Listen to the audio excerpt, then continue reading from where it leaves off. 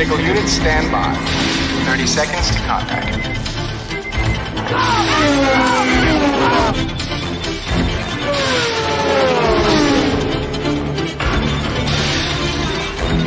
20 seconds.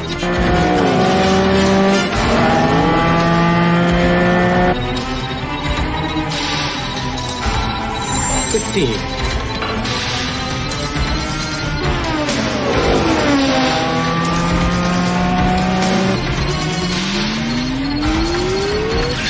10. 5.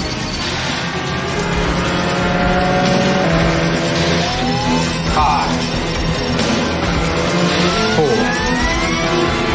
3. 2.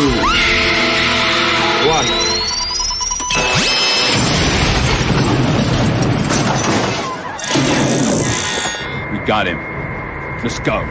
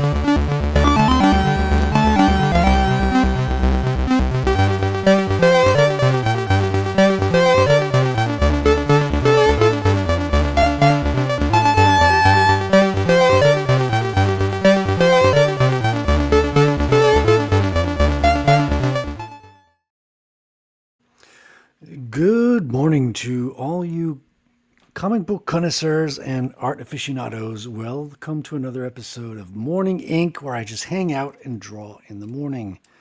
It's going to be a cool day. It's hot here in Quebec, which we had a terrible start to the summer, but it's looking good now. Today's kind of a weird day, man. It's woke up. A lot of bad news seems to be in the air. I think we need to change our mind, to get our mind off of the bad news and just a lot of tension in the world. And I think, we need a little bit of comic book in our lives, I think. I hope you guys are having a better morning or a good one, whatever the case may be. Right now we're streaming on YouTube, Twitter, and Kick. I think it's a good recipe. So if you're watching this after the fact, please drop a comment.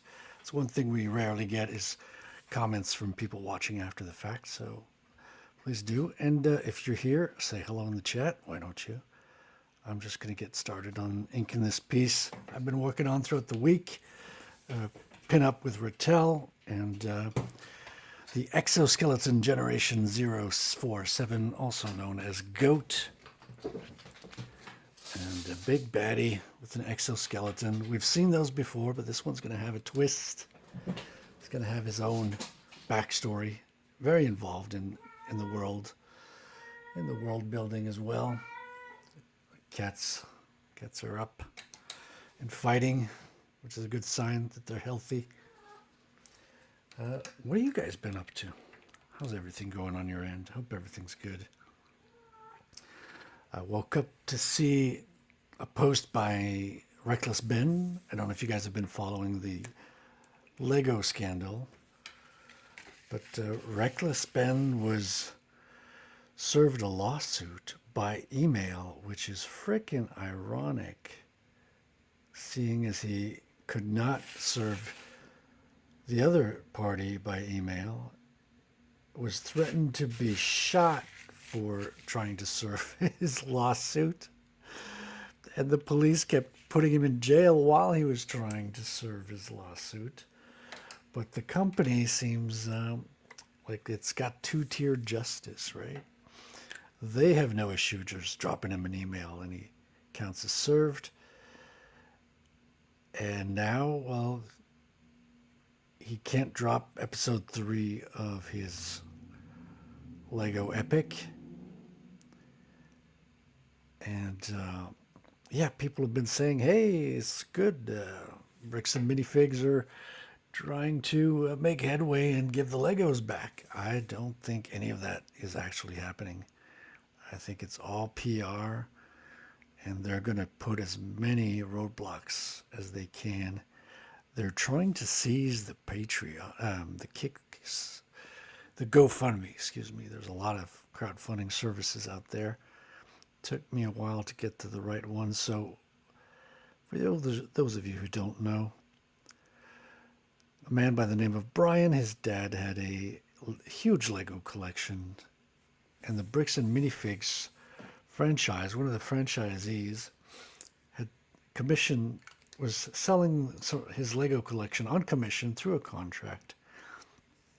And they changed owners, and the new owners decided not to honor the contract, but also keep all of the Legos. So, I mean, you could do one or the other, right? You could say, well, we don't do commission. Here's your inventory back. But they were like, no, these are under our roof. These are our Legos because we don't do commissions. It's like, it doesn't work that way. So, big mess. Reckless Ben drew attention to it through his YouTube documentaries. And it was drawing a lot of attention. And it hurt the company. Well, I mean, the company hurt itself by its own behaviors. But Reckless Ben drew attention to it. So naturally, they're fighting back the only way they could. They know how to. It's the stupidest possible way they can. And they're going to be hurting themselves even more. People have already started to stop supporting the company. You got influencers that are cutting off ties. Some of them are calling for boycotts. I think the company's going to get a bad reputation, and the people who are going to suffer the most are going to be the franchisees who've had nothing to do with the corporate office. But what are you going to do? You're tied to it. Can't really.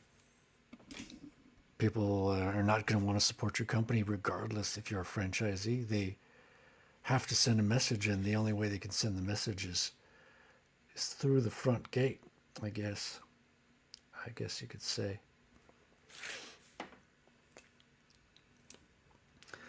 So a little bit of bad news there. You got the Anthony Carmelo case, I think, that closed yesterday. We're waiting for the verdict. That's going to be a lot of tension in the air, too.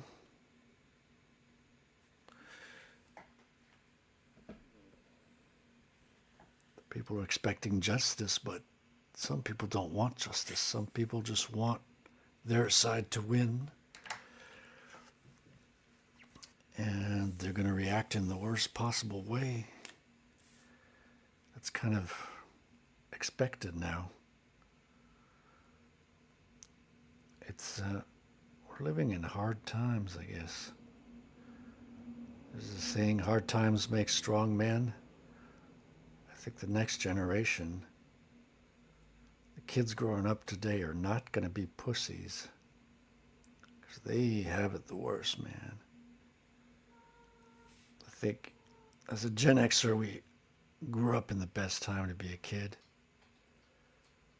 Not that Gen Xers have it easy today. I think everyone's got it hard today. But at least we had hope growing up. Even if everything was slowly being taken away behind the scenes. We didn't know the money was broken. We didn't know this. I mean, the 1980s movies kind of hinted at it. It always seemed like it was in fiction. It seemed growing up that the injustices were part of the fiction, were part of the dystopian sci-fi novels or books, films. And we had nice lives growing up. We were spared a lot of that. I don't think you can get away from the reality now with social media. Even as a kid, if you're not on social media, everybody around you is. So you got to hear people talking. You got to hear what's happening.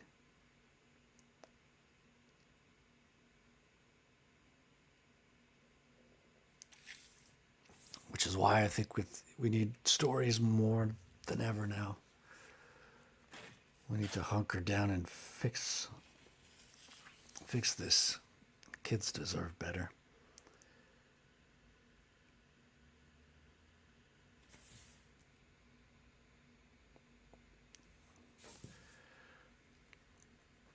But here I am just inking a piece. And let me get some background music. I tried to have the VLC player this morning, but it gets messy playing around with those settings. So we do a little bit of Fallout. Streets of Whiterun. Which one is this? A lot of these have been put in by Billy Bob. Don't know if you're out there, Billy Bob. Hope you're doing all right.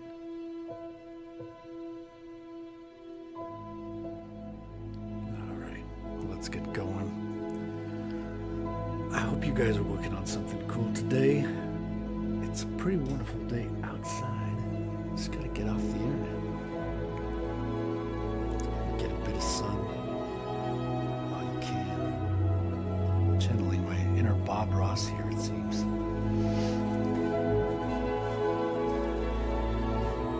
Alright. There's no happy little trees in this one. This one's a comic book pinup. Because that's the art I like. Grew up reading comics. My favorite form of escapism.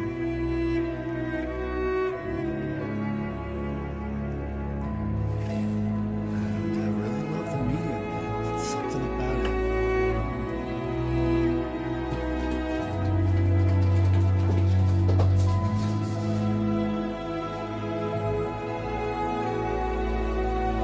Cats are fighting in the background. It seems like it's a normal part of life.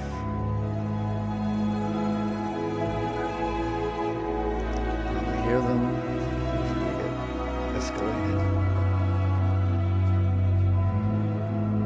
We got some nice quiet music to ink to.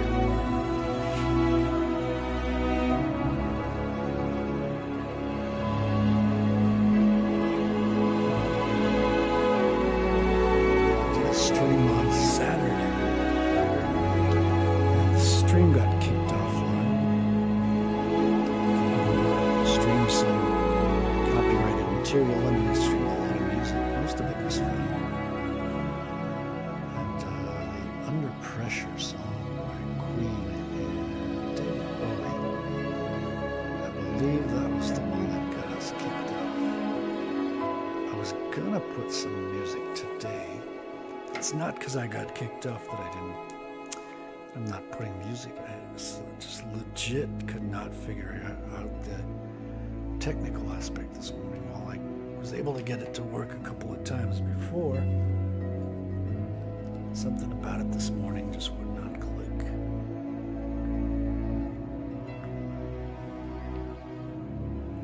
So I figured, you know what? Let's not overcomplicate things. Let's just keep it simple.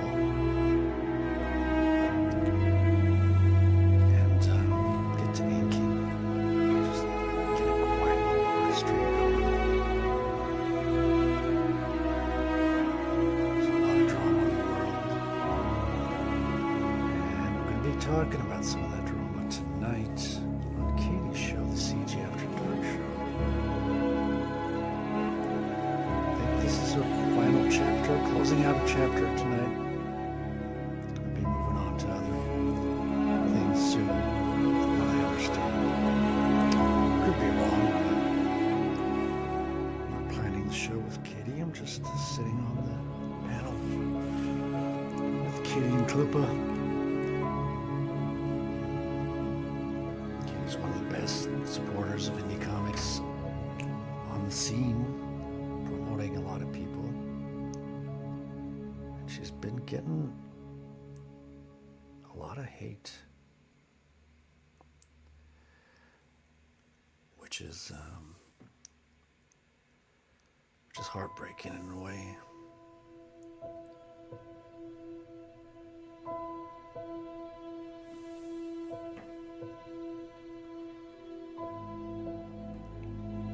Hopefully things will change, things will clear up, the dust will settle.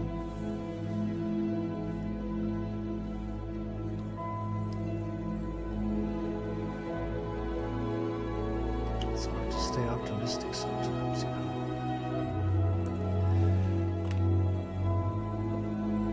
I feel I'm a very optimistic person, maybe too much so in some ways. But I feel it's kind of like, because you gotta be. It's too easy to fall.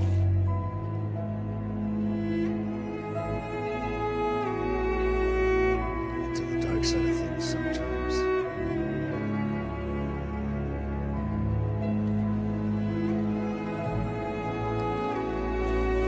So you gotta stay optimistic. There's a lot of solutions to the problems, but you gotta recognize them first. It seems that we're kind of in a weird place. A weird time in our lives.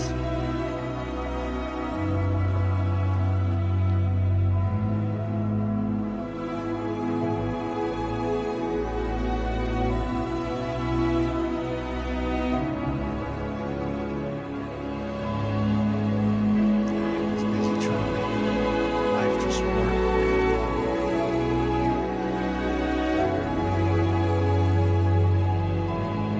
It seems like we're under attack from all sides.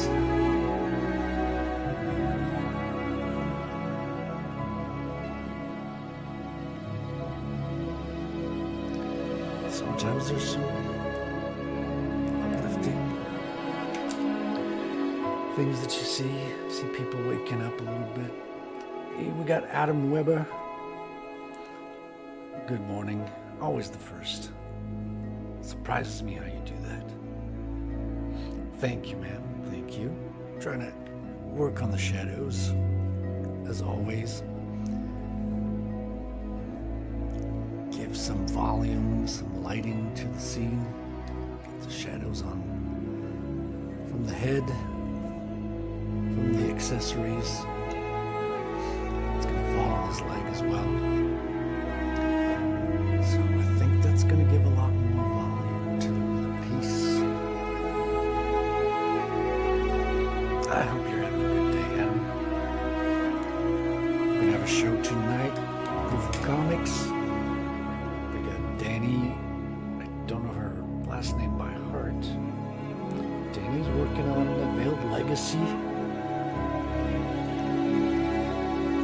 It's a story about vampires, Amish vampires, which is an interesting twist. There's more to it, but we're going to learn about that tonight. We've been seeing her campaign on the Indie Comic Shop with Chris and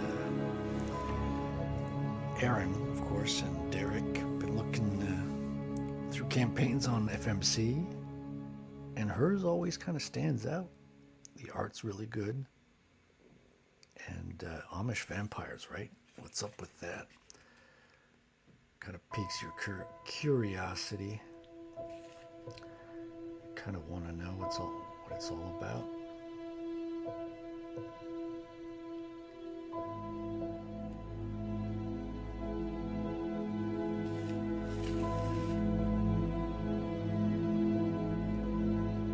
And tonight we're going to dig into that. James has been reading the Dune comic. So he's going to be reviewing Dune. If Billy Bob can make it, send out the invite to Billy and Otter. just finished reading the book, Dune. He has some choice words for his review. He didn't really like it, to my surprise. Dune is one of my favorite books, so I was kind of surprised he didn't like it. We're going to hear what he has to say. He's an avid reader.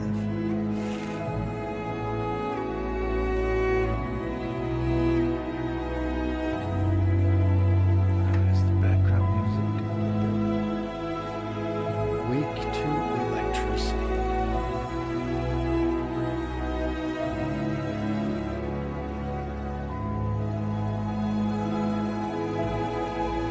Not sure what you mean by that, but it's got my gears turning. We'll lower the sound a little bit. Yeah, the music's a bit loud. This should be better.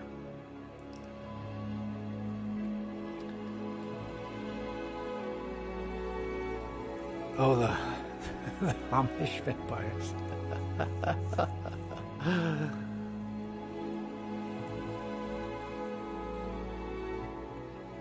Yeah, it should be interesting. An interesting take. It's always, I mean, that's what Tarantino used to do, right? It's taking two genres. It's hard to say a French word with the English accent when you know the French word.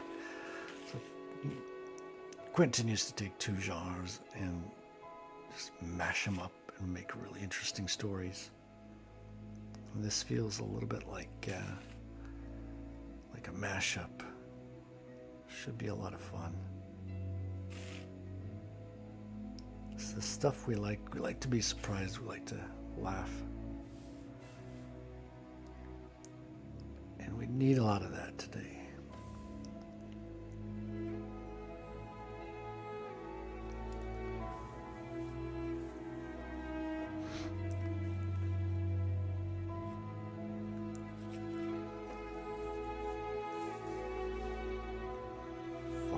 Following the news all the time can give you a heavy heart.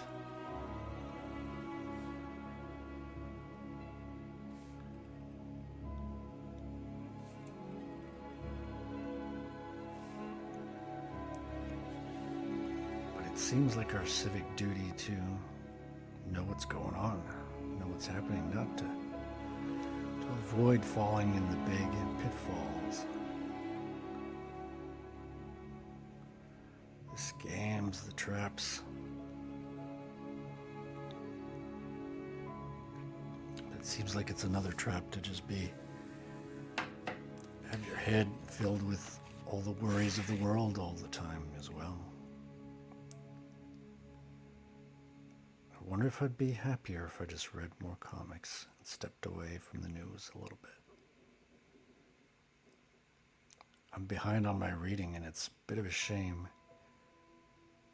People have been calling me out on it too. Buy a lot of books. I don't get around to reading all of them. Oh, we got Dave in the chat. How's everyone today? Doing good, man. Doing some inking, trying out some new pens. I got my grabbies that were suggested by John Eppel from last week. I'm going to be playing around with those a little bit. We got The Will here. Good morning to all, and to all a good morning. I hope you're having a good one, Will. Hope your comments going along well too. Dave, I can't wait to get that perfect 10, 1 to 6. Yeah, and I'm gonna have to commit to reading stuff more.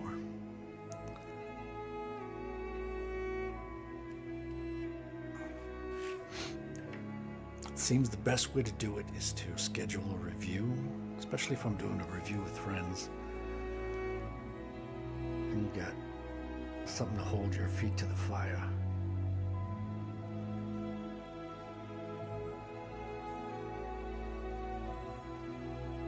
But I got Shane's book I want to read. I got quite a backlog. I mean, some people have been going through maybe even make a month of it. Just going through the backlog, put a pile of books and just go through all of them. Fulfillment is in progress. I hope you get your book soon, Frederick. Dude, I'm looking forward to it. Had my eye on it because it's hard not to eye those pretty ladies in Perfect 10, I'm going to say. So I'm looking forward to diving in, especially with a complete story like that. It's nice. I think a lot of people, that's what they're looking for, and I can understand. It's not what I did with my own comic. It's kind of an intro comic, 24-page. I just had kind of a Marvel series or mini-series in my mind when I was doing my own book, and that's kind of the way that came out. But I've been talking to people since, and people want complete books. People want a complete story.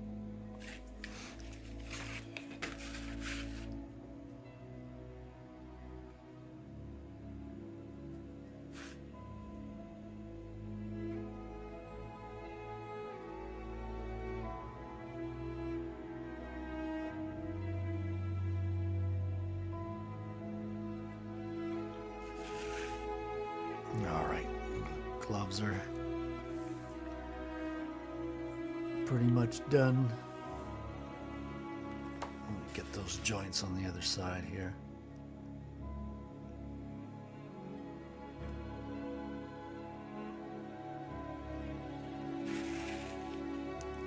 This is probably the first draft, especially in inked format, for this character.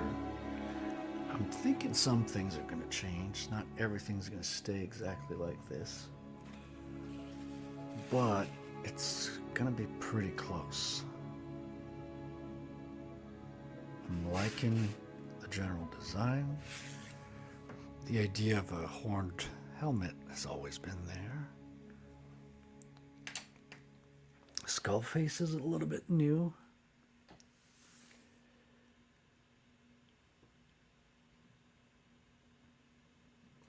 Oh, is my voice still low to the music? Let me lower it still. Music's at 20. Let me just lower it to 12, 13. I'm also turning my head to draw, so that doesn't help. When my mouth is away from the microphone, that's got to affect the volume a little bit. I'm going to try to keep it head on. But thanks for giving me the feedback. Your Dave asks what the villain's name is. So this is an exosuit generation 047. So the G047, also known as Goat. So the villain's name for short is Goat. Kind of looks like a goat too. And so it's this exosuit villain who can jump around buildings, who can walk and run along the walls, kind of like those crazy animals can, the goats. And it kind of makes for a good villain for someone who's riding across the city on a quad board. So he's just flying between the buildings, while this guy's just running on the walls, jumping from side to side, using the exosuit.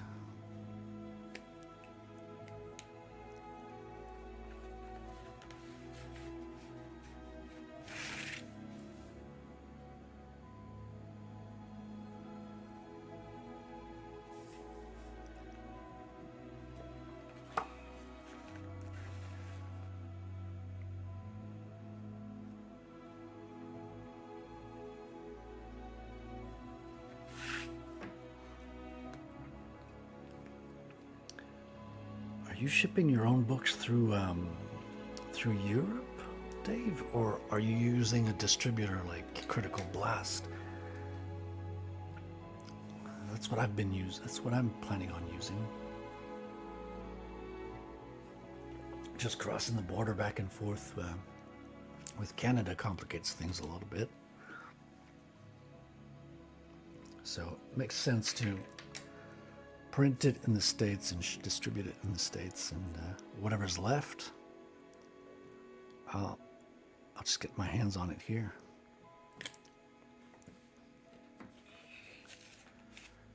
planning to go to the Fans Fest as well, so I'll have a box of books there too.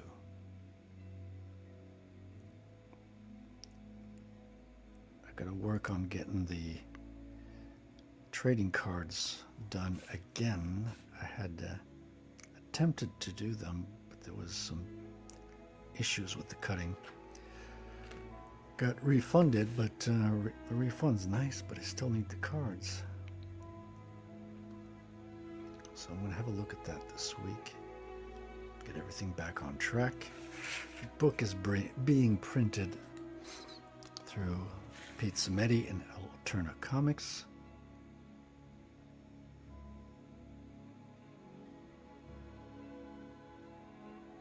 So we're going to have a nice quality newsprint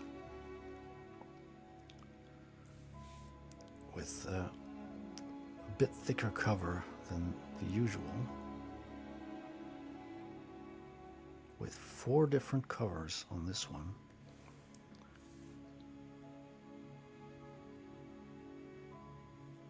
I know collectors like different covers and all that. Ah, yes, Critical Blast is publishing and shipping the trade paperbacks. Yeah, that makes a lot of sense. Subjugate is here. Hail morning. Good morning. People are waking up on the West Coast. How's everything going, Sub? What you working on today? Working on the comic?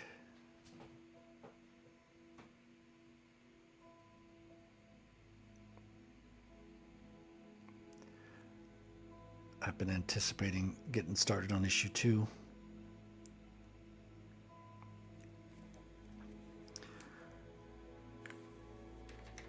Worked on the script a little bit this week. And part of me thinks, well, I don't need to wait for the whole script to be done to get started. Especially like the first few pages are not going to change. They're kind of set in stone.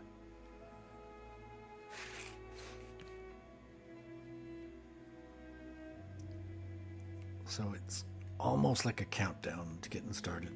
I'm mentally ready. I just want to finish a few things. I got this piece here in the works. I've got a commission piece here, this spaceship for Wrangler, the Wavelength. And I got another piece I'm not going to show on screen because it's too good to show. I'm sorry. It's just the way it goes. Subjugate, I'm just getting off work. Raining, so I'm going home. Oh, dude, you've been working through the night? Night shift, huh? It's raining out west. It makes, yeah.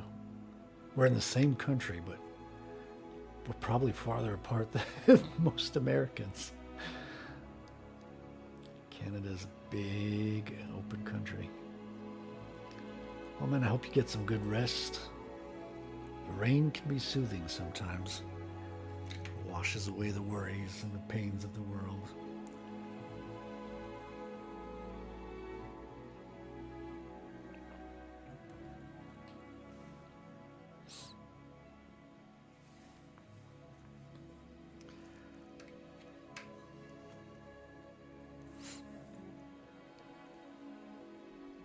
Hoping the sound's a little bit better now with the mic. Should I get another mic? Is the Yeti good enough? Or do we need one of those Shure mics? Seems like all the YouTubers have Shure mics.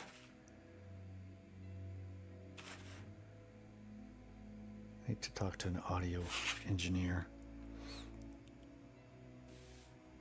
Patrick's into a lot of that stuff. Gotta hit him up and ask him about that. Trying to improve the experience a little bit since I'm doing a little bit more streaming with the art streams in the morning now.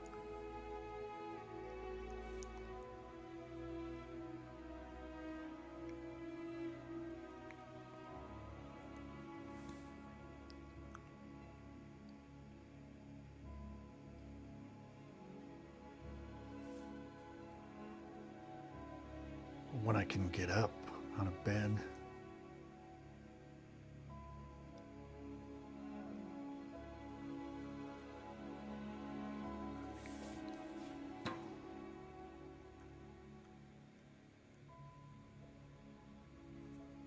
The shape started to form here.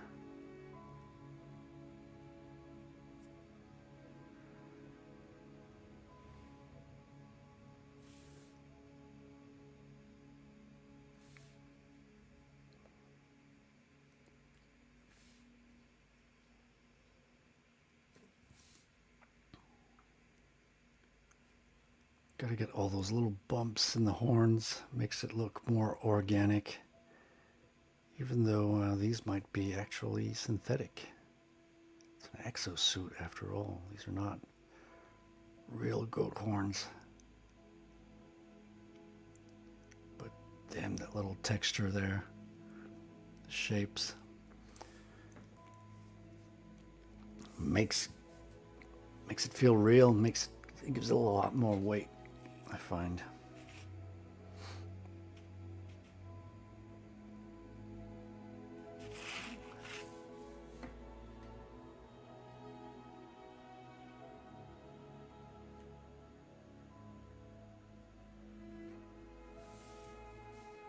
Okay, here we go.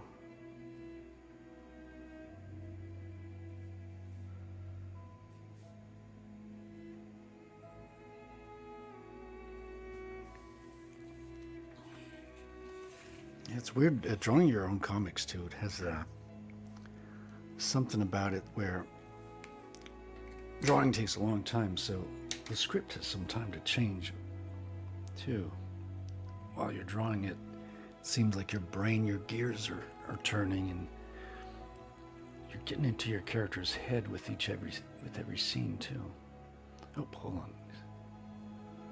Oh, did that one. Gonna be sending the rest of the panel layouts for issue 1 to the artist, and gonna get started on issue 2 today. Oh, cool. So you're going straight from 1 to 2. Not wasting any time. I'm doing everything myself, so it kind of feels like I have to stop certain tasks to start the other ones. Can't be doing simultaneous things, but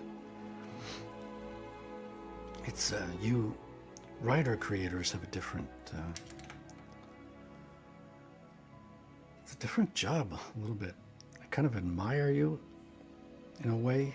I mean, you have to, being my own artist allows me to save a little bit doing the work myself, but you guys can have multiple artists working at once too. I know Patrick's in that boat too. Patrick Quinlan from the Commandos.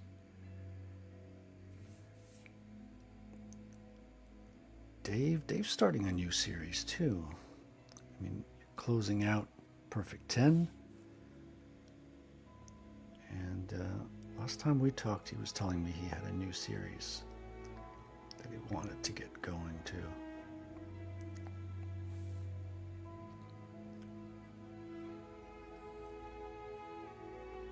Man, comics is, especially indie comics, it's more work than it seems, man.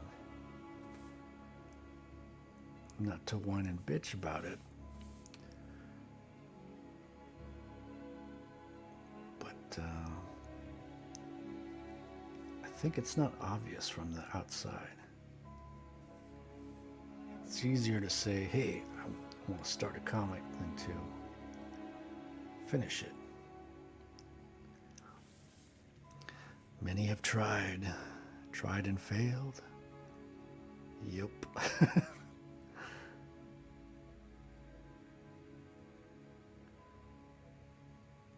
And you don't really get two shots in this space. I mean, if you take people's money and you don't deliver, the internet has a memory.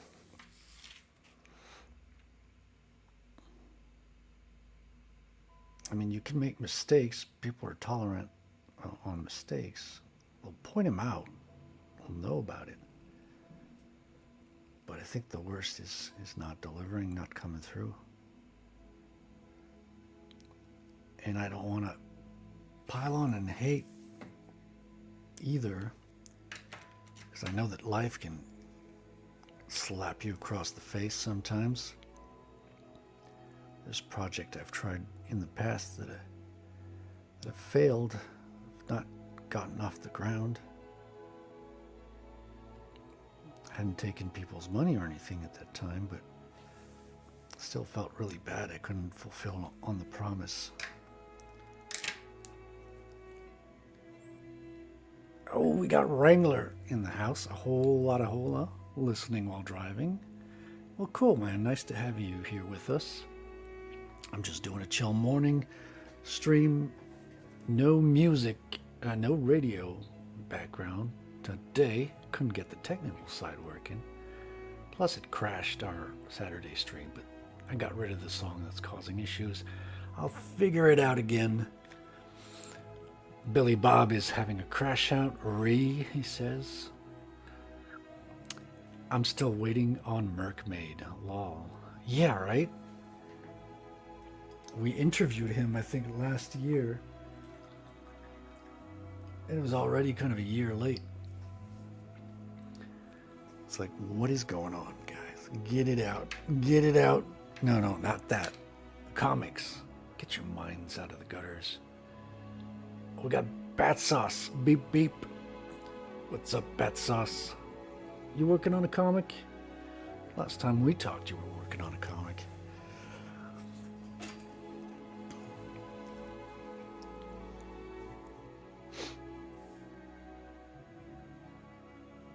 Everyone's working on a comic.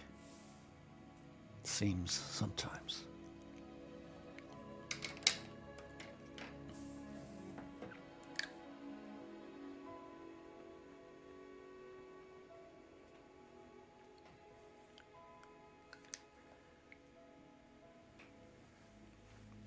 We interviewed the artist. Pixel Trader was the one who was running the campaign.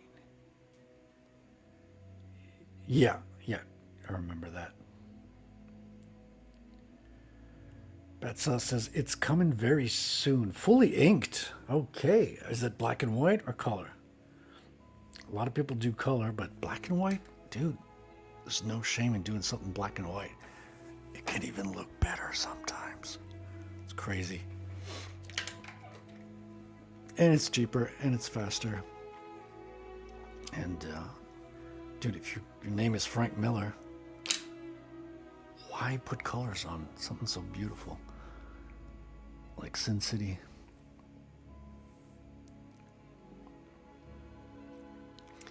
I'm planning a black and white backstory to two of my characters. So the female character is working for the big baddie, Bankman.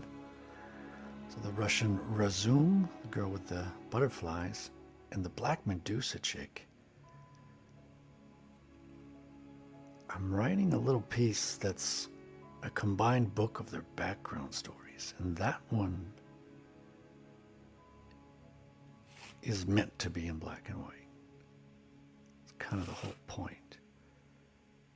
So it's going to be a little bit of a stylistic exercise.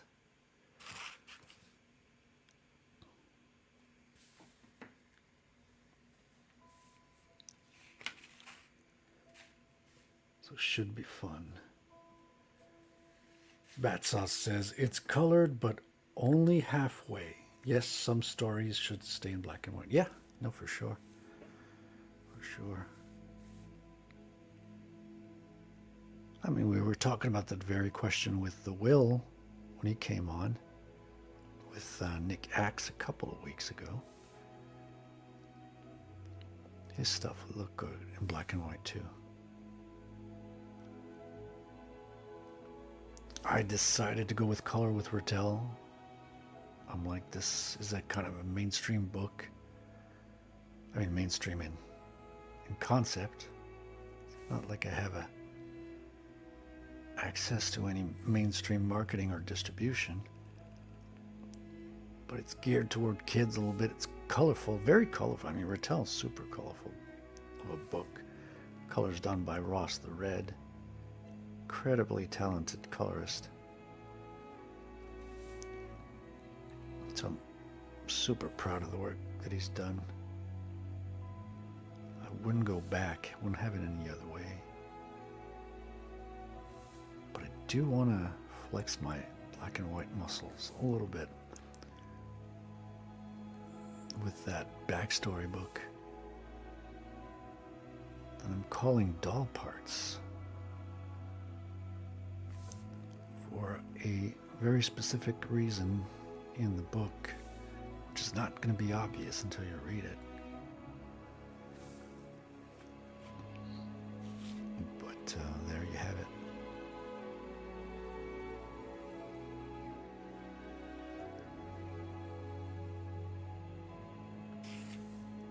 All right, that helmet's starting to take shape. Wrangler, I was just showing your piece here. The wavelength got a lot of the details done last night during your Wing It stream while I was playing Metroid number 4. And I still want to do a little bit of detail, just go crazy in some spots. And we're about to hit the inks. So this week, most likely, I'm going to be starting the inks on it. And I got Billy Bob's piece too. I'm not sure if I can show your piece or not on the air, Billy. Wing It. That's right, the weekly Wing It.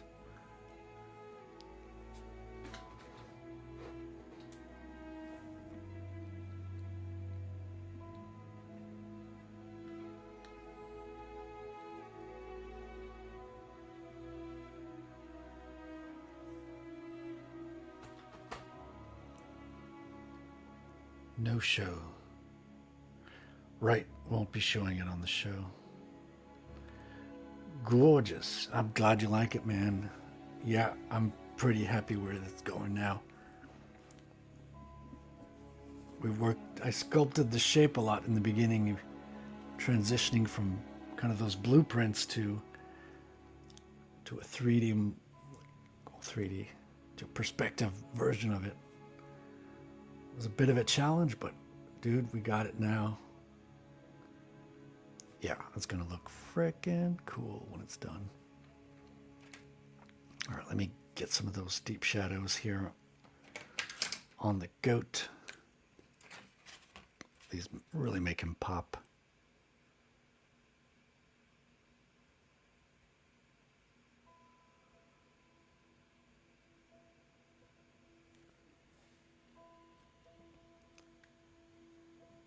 Billy says Star Wars, The Phantom Wing. Not sure we're going with that one, but all right.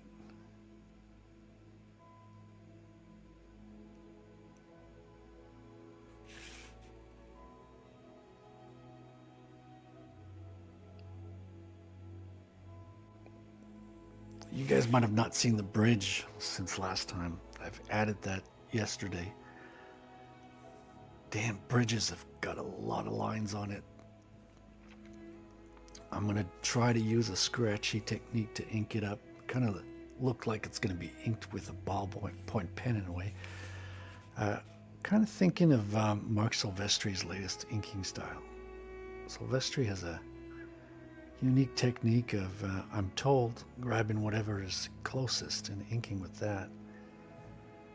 And it kind of looks like he's scratching lines with a big pen sometimes.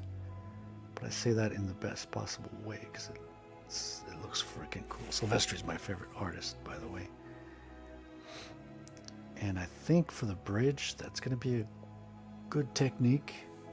It's going to give it a little bit of a grayscale by having it not fully opaque black. And I think it's going to look better. It's going to have that atmospheric perspective, that is to say that things that are far away look a little bit paler. So instead of having the full-on black, it's going to be a little bit scratchy. I think that's going to be cool. We'll see. Time will tell.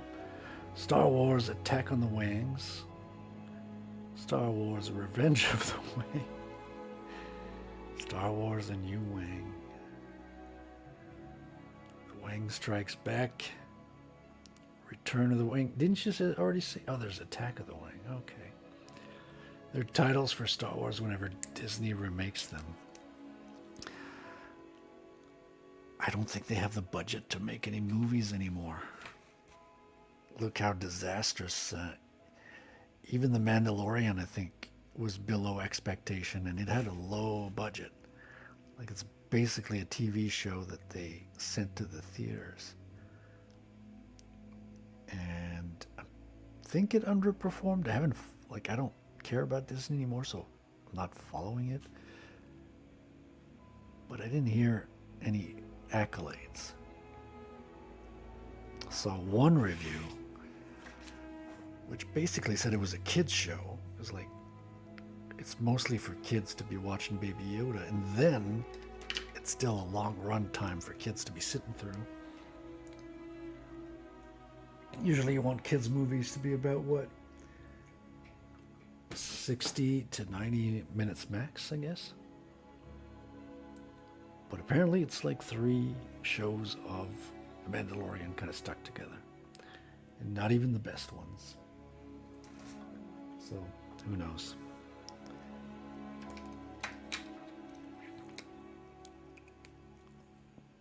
Lost faith in Star Wars. It's funny though, because I was watching an interview last night. It was George Lucas interviewed by Robin Williams, if you can believe it. And George is asking Robin if he wanted to voice a remake of Howard the Duck, which is hilarious. That movie bombed so bad. But as a kid, I don't even think I cared. Because one of those movies that kept us entertained. I mean, it was forgettable, don't get me wrong. Like, we didn't like fall head over heels for Howard the Duck. But people didn't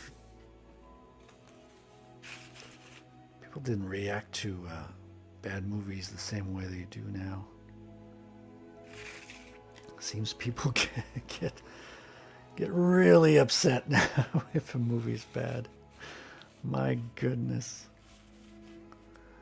I'm just reminded of Tom Connor's reaction to the He-Man film. I don't know if you guys saw that. He got quite upset.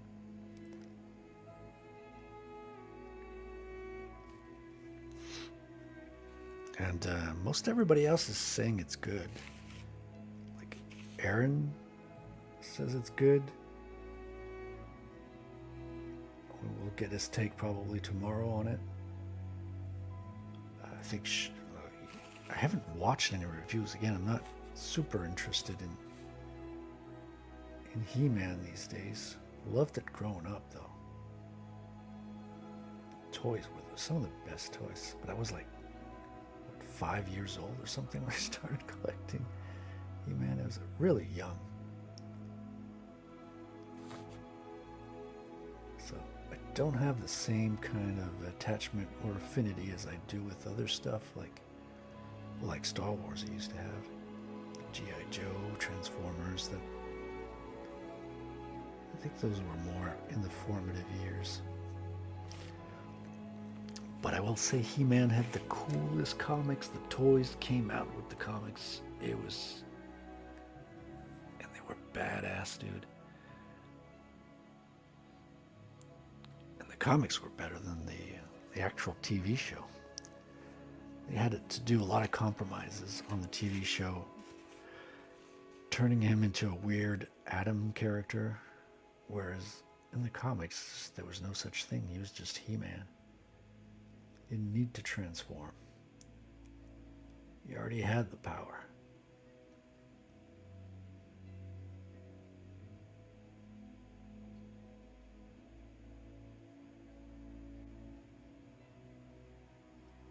Yeah, and I forget the names of the artists. I think some of them went on to draw Marvel Comics. Mark Teixeira, I believe, worked on some of that, if I recall correctly. It had some Frank Frazetta vibes, I'm not gonna lie. Like, they were so freaking cool. They were very short though. They were really mini comics. You can get them now as as a collection.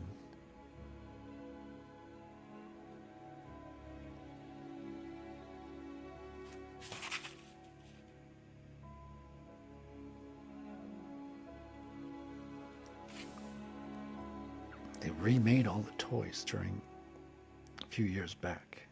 I remember during the COVID period, during the lockdowns, I was kind of collecting a few of those for fun and nostalgia. Ended up giving them to a friend of mine who's got a kid that was the right age for it. And yeah, kids freaking love He-Man. It was a good toys series.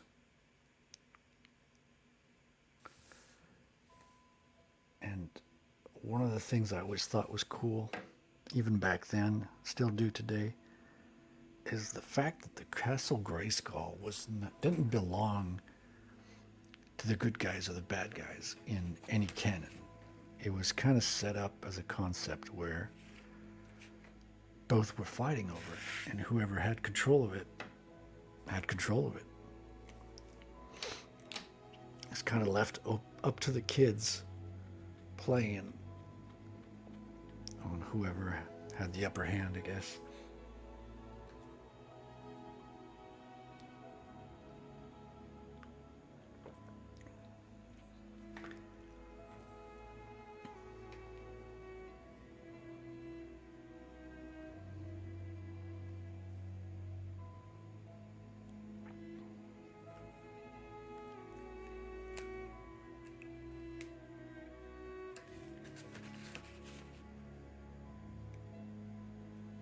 Do kids still have toys the same way?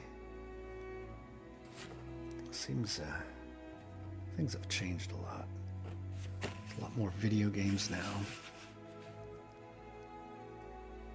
Not that we didn't have them back in the day too, but we grew up through the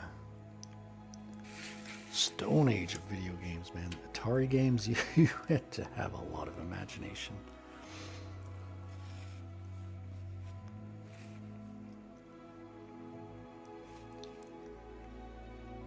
Today's games are way better. They're being critiqued more too. I mean, with the internet and the review channels and all that, people are way more critical. Damn, if they had reviewed, could you imagine reviewing Atari games today if they came out? What would people say about those games? Literally blocks of pixels.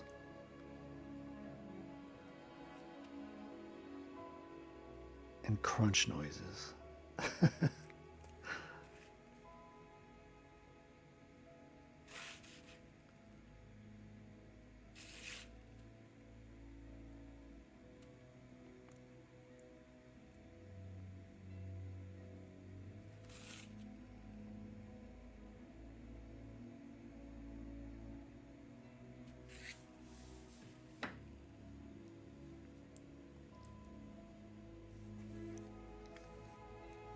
All right, things are coming along pretty good. Putting those blocked in shadows helps a lot. Let's get the shadows of the shoulder pads in. Once the characters are done, it's going to feel like the piece is already done.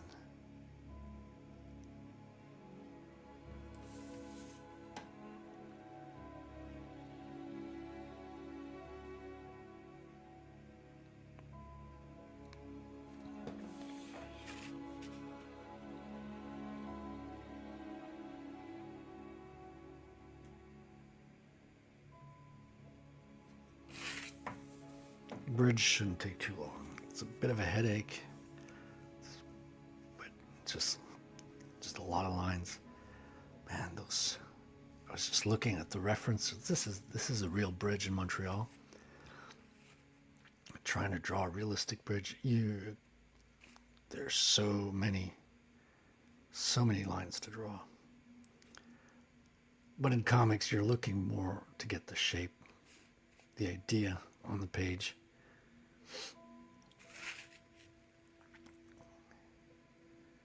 not a photorealistic representation, but you still want to get it looking as real as possible.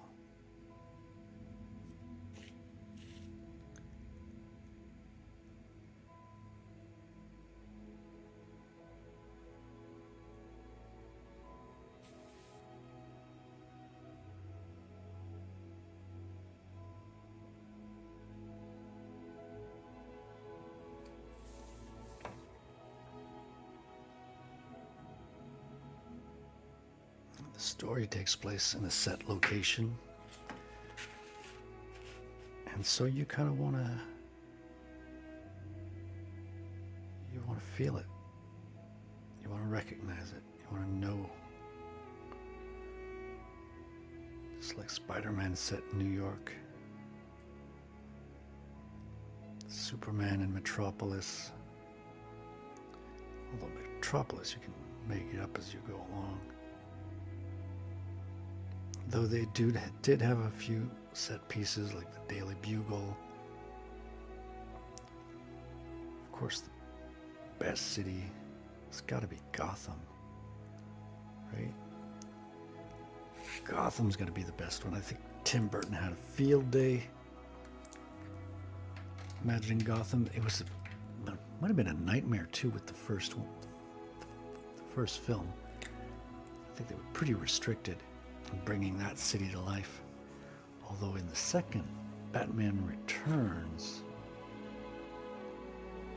Christmas movie with Michelle Pfeiffer, dude, that Gotham looks sweet. It's just got to be more fun as an artist to draw. I mean, New York's pretty epic, but you gotta get tired of drawing it after a while. I mean, McFarlane got, what was it, newspaper references.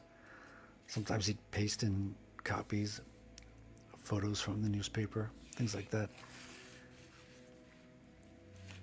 which was a big no-no. He got images from Akira too.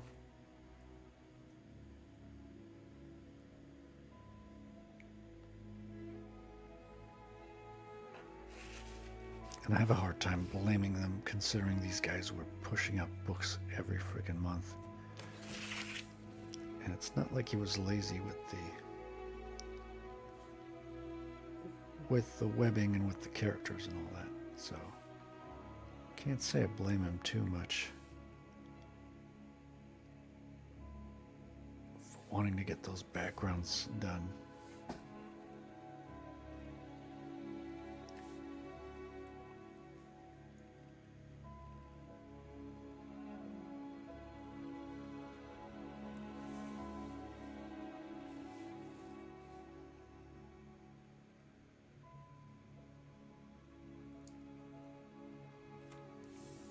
Alright, these tubings are going to be very interesting in the future.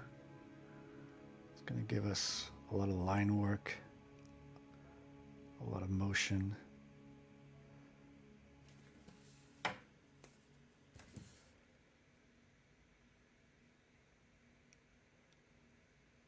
People do like the tubing.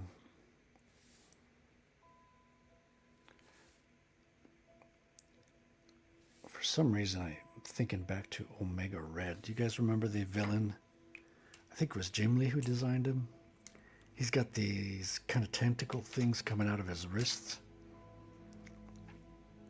It's one of the early books in the Jim Lee X-Men series.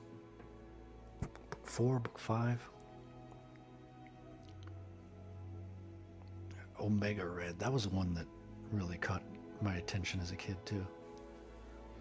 Not so much for the story. I never really dug into the story a whole lot, because I don't think he was hugely popular outside of the books. Hasn't been put into the movies yet either.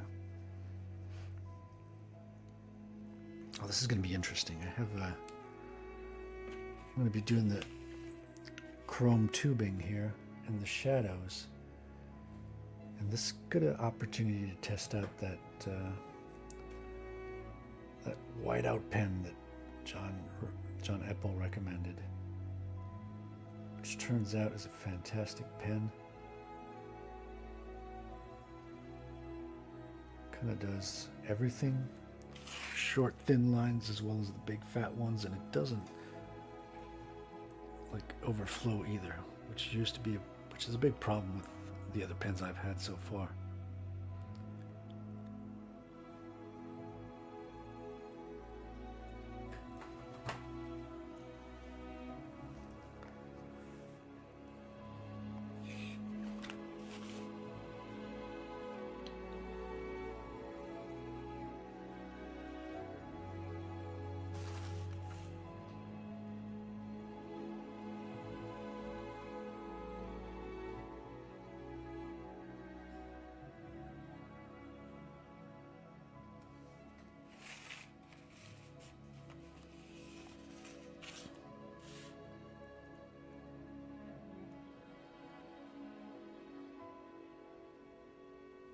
Yeah, but Omega Red was imposing on the page.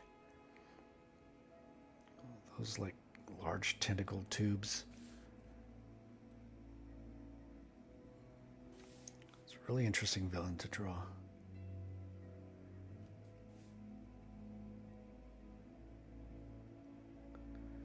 Do they have a term for that period of the 90s? We always call it the 90s. Golden Age, Silver Age, Bronze Age. What was the 90s called?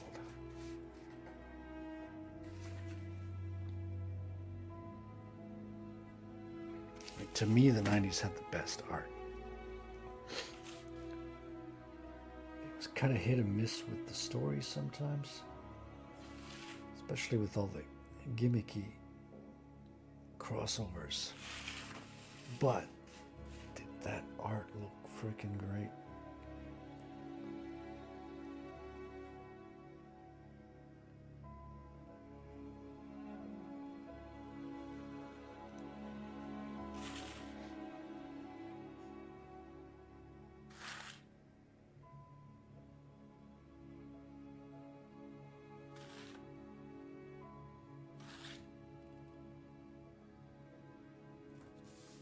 All right, things are starting to take shape here.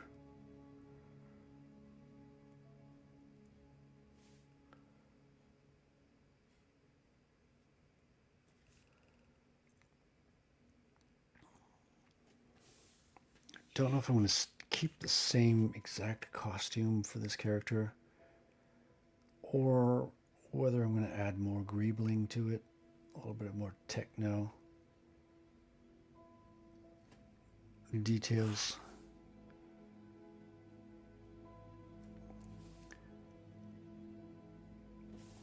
Probably going to have to do a turnaround. It's the only way to keep these characters consistent, especially if you got complex details on a costume. You kind of want to, even if it's coming from your own mind, you got to reference it, because especially when you invent it, you can keep inventing, keep changing stuff. But you can't do that once the story starts. You've got to be internally consistent at the very least. All right, how's this coming along?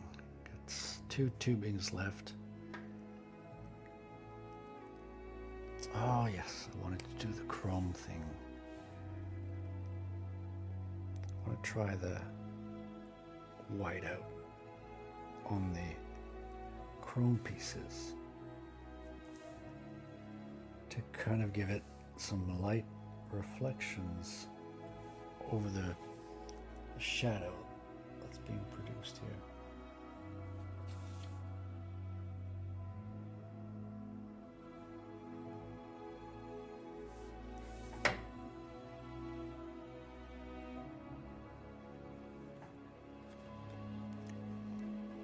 Try that. I'll try to finish the tubing as well. This character's going along pretty good. I think we're going to have him done maybe today. Probably going to be out the door soon.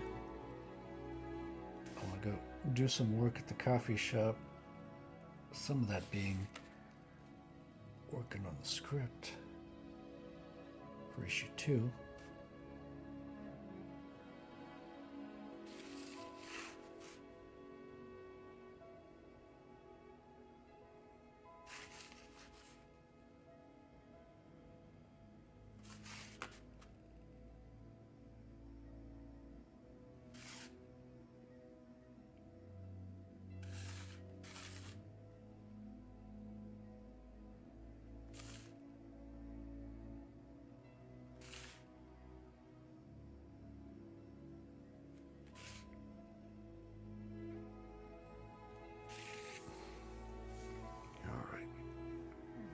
Tubing's outlined. Let me get some of those shadows in here.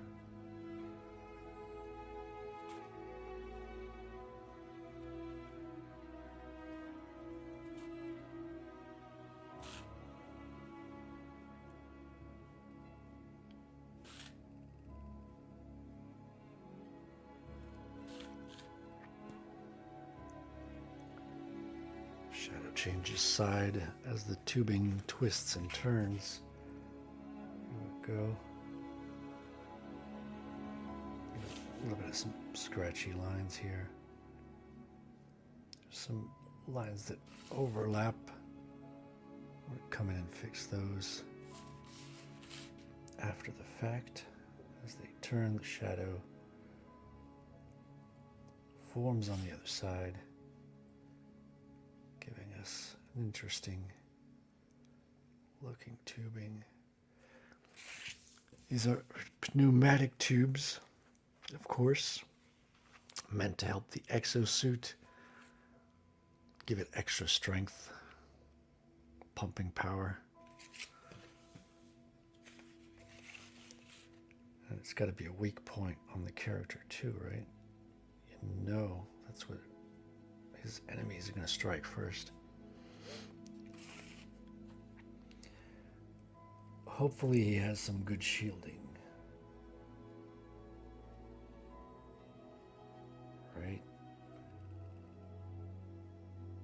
Good metallic weave to shield the interior wires, so you can't just cut them open with a knife or something like that.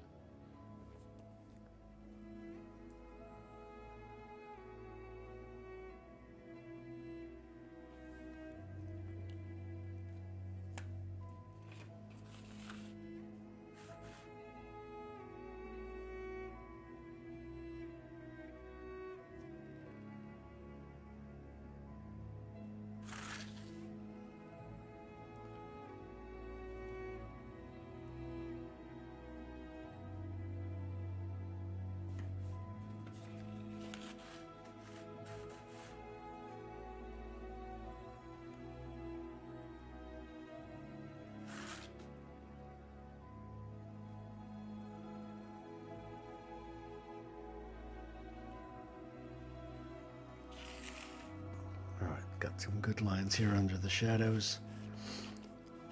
It's not always obvious to do. Sometimes you try to lay down some parallel lines and they all come crooked. I should warm up when I'm inking.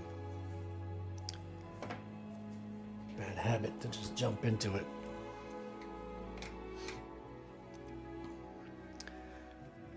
A shadow of the horn here needs to be put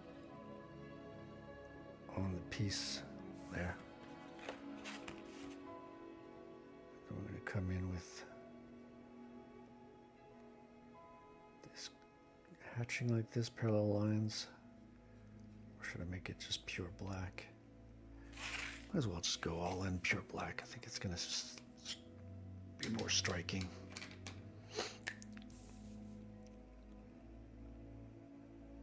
I think this villain has some potential to be very threatening visually speaking.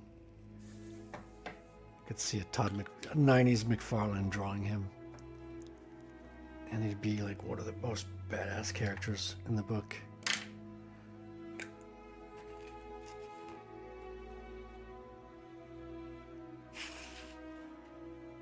Some of the line work here can be strengthened.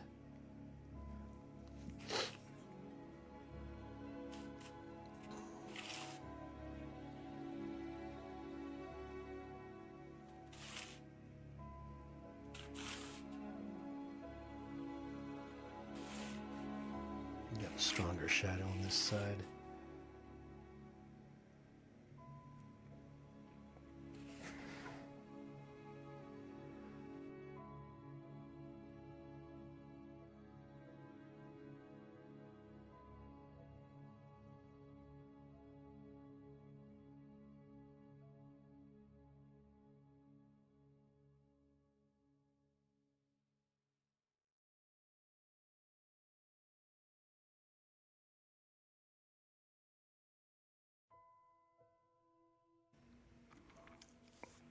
All right. I want to close out the show really soon, but I also want to finish a couple of things before I do.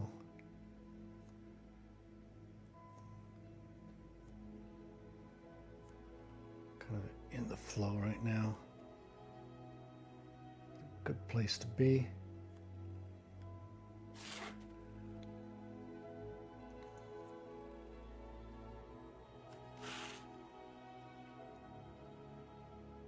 Keep it going. Get as much done as you can in the one sitting.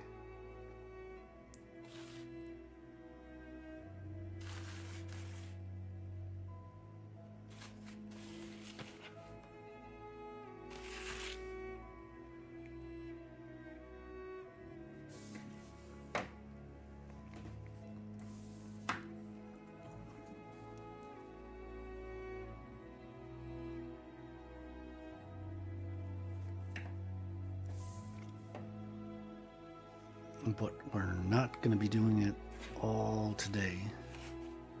So I'm going to call it in. I'm going to call it quits at some point. And we've been an hour, 15 minutes in. So it's about that time. I'm going to head out. Coffee shop. Do some business paperwork stuff. And a little bit of writing. A little bit of getting into the characters' heads, putting that story on paper. It's not really paper, it's digital. You know what I mean. You guys know what I mean. All right. Yeah, I mean, writing feels like you're drawing, doesn't it? I mean, you've got the whole story in your head at that point. It's the most exciting, I think. It's the most potential is when you're writing, especially the early drafts. It's when you got to clean things up, when you got to finish things up, then it starts to feel like work. You got to make sure, cross all the T's, dot all the I's. Make sure you haven't made it catastrophic continuity errors.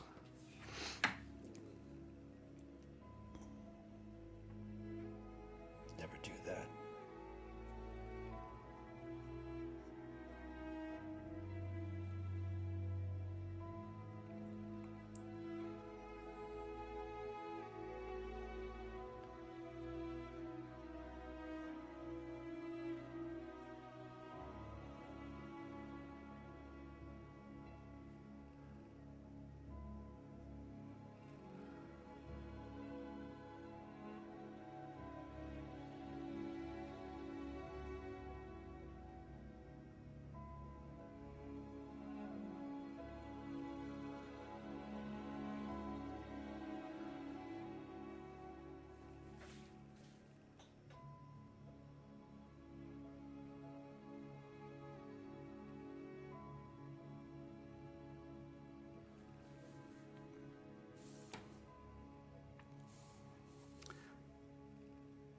Damn, I love inking.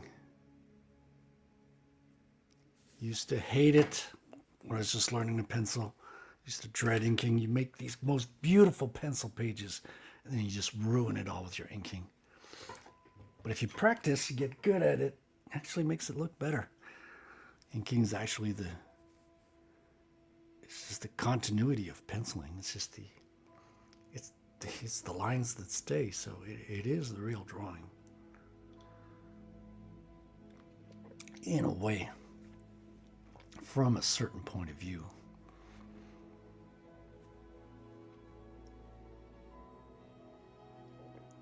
All right.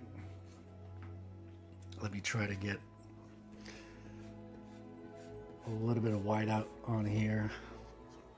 Wow, this eraser's completely useless. Oh, this eraser is a bit too good. It's taking away all the ink from this shadow. Let me give it another go.